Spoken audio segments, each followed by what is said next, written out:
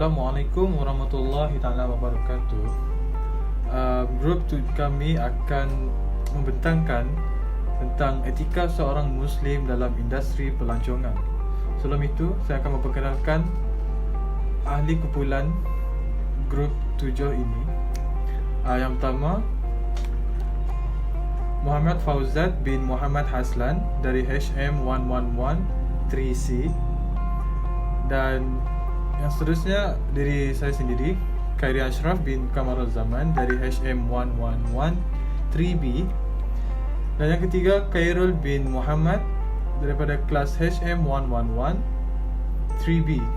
Dan yang terakhir, Aidil Ikhwani bin Abdillah dari grup HM1113B. Pengenalan kepada etika seorang Muslim dalam industri pelancongan. Industri pelancongan merupakan industri yang amat terkenal dan juga banyak memberi manfaat kepada sesebuah negara dari segi ekonomi dan nama negara tersebut. Definisi pelancongan dari sudut pandangan Islam dibahagi kepada 3 istilah, antaranya umrah dan haji, siyahah, dan yang terakhir ziarah. Untuk slide seterusnya, kita akan pergi ke etika ketika melancong. Yang pertama, fashion dan pakaian. Aspek fashion, sebagai orang Muslim, kita mestilah berpakaian menutup aurat seluruh badan, terutamanya kaum hawa ataupun kaum perempuan. Hal ini kerana aurat kaum hawa amatlah penting untuk ditutup agar tidak menampakkan aurat-aurat kaum hawa. Dan tidak lupa untuk kaum Adam, iaitu kaum lelaki. Kaum lelaki juga perlu menutup aurat, iaitu dengan memakai seluar panjang dan tidak memakai seluar pendek ketika melancong ke negara asing ataupun negara dalaman atau negara di dalam Malaysia. Seterusnya, kita tidak diharuskan untuk menyerupai orang kafir. Sebagai contoh, memakai pakaian mengikut budaya barat dengan menggunakan seluar pendek sehingga menampakkan aurat. Hal ini ditekankan untuk kaum perempuan kerana kaum perempuan sangat obses akan budaya barat seperti K-pop.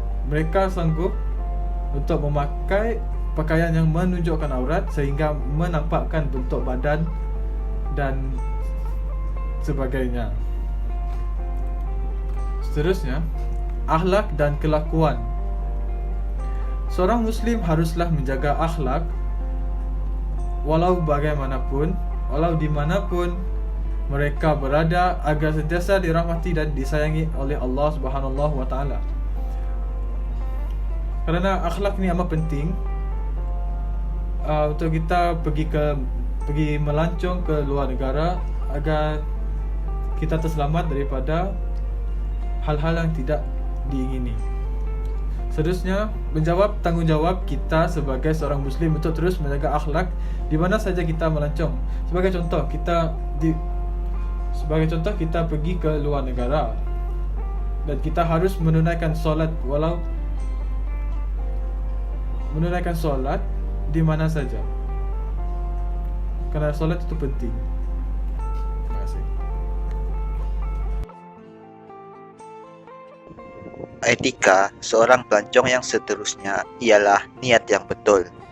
Etika ini merujuk kepada tujuan pelancong itu berkunjung ke sesuatu tempat atau destinasi. Menurut Islam, kategori pelancongan boleh jatuh kepada 5 hukum, iaitu wajib, sunat, harus, makruh dan juga haram. Sebagai contohnya, jika seseorang Muslim melancong dengan tujuan untuk berfoya-foya atau mengunjungi tempat-tempat maksiat, maka jatuh hukum haram. Rasulullah SAW juga pernah bersabda yang bermaksud, Sesungguhnya setiap amalan itu berdasarkan niat.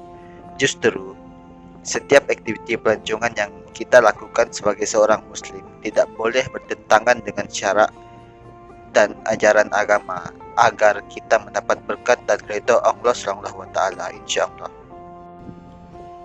Baiklah, seterusnya kita beralih ke etika yang harus dipegang oleh seorang pemandu pelancong sebagai seorang muslim di dalam industri pelancongan ini. Etika yang pertama ialah memberikan layanan yang baik dan adil. Pelancong yang berkunjung ke tempat kita merupakan seorang tetamu dan Islam sangat menekankan kepentingan untuk melayani tetamu dengan sebaik-baiknya. Oleh itu, sebagai seorang pemandu pelancong, kita haruslah sentiasa menghormati pelancong yang datang ke tempat kita, menjaga kata-kata kita agar tidak menggurus hati dan perasaan mereka, dan seterusnya sentiasa melayani mereka dengan mesra dan tanpa sebarang unsur pilih kasih. Etika yang kedua pula ialah memberikan jaminan keselamatan kepada pelancong. Sebagai seorang pemandu pelancong adalah menjadi tanggung jawab kita untuk memastikan keselamatan tetamu yang berkunjung ke tempat kita. Sebagai contohnya, memaklumkan tentang makanan yang halal dan selamat di tempat kita, dan juga memastikan mereka tidak pergi ke tempat-tempat yang ada risiko bahaya yang tinggi. Ini karena pelancong yang datang biasanya belum tahu dan mahir keadaan tempat baru, dan kita sebagai tuan rumah lah yang harus peka supaya pelancong rasa lebih selamat meskipun berada di tempat orang. Ialah etika seorang pengusaha industri. Yang pertama, niat yang betul. Keikhlasan adalah perkara yang amat penting kerana dengan niat yang ikhlas, semua bentuk pekerjaan yang berbentuk kebiasaan boleh dikirakan ibadah. Sebagai contoh, usaha ikhlas yang kita lakukan bukan semata-mata inginkan harta dan untuk meneruskan hidup, tetapi berkaitan rapat dengan urusan akhirat. B. Penampilan pemakaian. Penampilan pemakaian seseorang pekerja itu akan mencerminkan kredibiliti keupayaan dalam melaksanakan tugas. Justru pentingnya sesebuah organisasi menetapkan garis panduan pemakaian yang mengikut syarat dan syariat agama, terutamanya bagi pekerja Islam, dengan cara mewajibkan wanita bertudung dengan labuh dan di bahagian dada, serta memastikan pakaian yang dipakai itu tidak ketat dan menjolok mata. Sebagai contoh, bagi pekerja di bahagian kaunter, hikmat pelanggan akan memakai pakaian yang dinamakan lounge suit. Pakaian ini kebiasaannya dipakai oleh pekerja lelaki dan menjadi permasalahan kepada pekerja wanita. C. Usaha yang halal. Setiap peniaga Muslim wajib mengusahakan perniagaan dengan hasil yang halal kerana ia akan membentuk darah dagingnya tumbuh di dalam badan. Ia juga merupakan hasil nafkah kepada keluarga. Oleh itu, sebagai peniaga perlu selalu berhati-hati dan berusaha sebatas yang dibolehkan oleh Allah dan Rasulnya untuk mengelakkan diri dari terjebak dengan perniagaan yang haram. Seterusnya, untuk etika seorang pengusaha industri. D. Menunaikan hak. Setiap peniaga perlu menjalankan tugas dengan segera, seperti menjalankan hak dalam bekerja dalam mendapatkan gaji.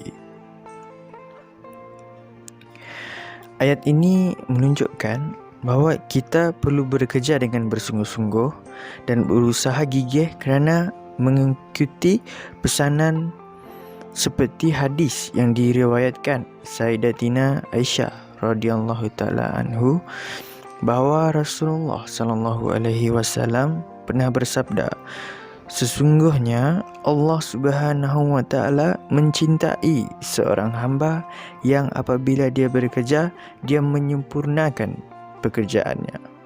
Hadis riwayat Tabrani. Seterusnya, I. Akhlak yang baik. Seorang Muslim haruslah menjaga akhlaknya walau di mana pun mereka berada. agar sentiasa dirahmati dan disayangi oleh Allah Subhanahu wa taala. Menjadi tanggungjawab kita sebagai seorang muslim untuk terus menjaga akhlak di mana saja kita melancong. Poin ini juga menunjukkan bahawa sebagai seorang insan berhalak mulia akan sentiasa menjaga adab, tingkah laku serta tutur katanya supaya tidak menyakiti orang lain, malah sentiasa berusaha memberi manfaat kepada orang yang berada di sekelilingnya. Abu Darda berkata, Rasulullah SAW bersabda yang bermaksud amal yang menjadikan timbangan seorang mukmin berat pada hari kiamat adalah akhlak yang mulia. Sesungguhnya Allah Subhanahu wa taala benci orang yang melampaui batas dan tidak bersopan santun. Dan kesimpulannya, aspek fasiliti etika pemakaian menjadi penanda aras kepada kepesatan sektor pelancongan Islam. Dari segi etika, sekaligus ia turut menggambarkan bahawa Islam di Malaysia haruslah menekankan konsep kebersihan dari segi etika seorang yang beragama Islam. Sekian saja daripada kami. Terima kasih. Wabillahi taufiq wal hidayah. Wassalamualaikum warahmatullahi wabarakatuh. Terima kasih Ustaz.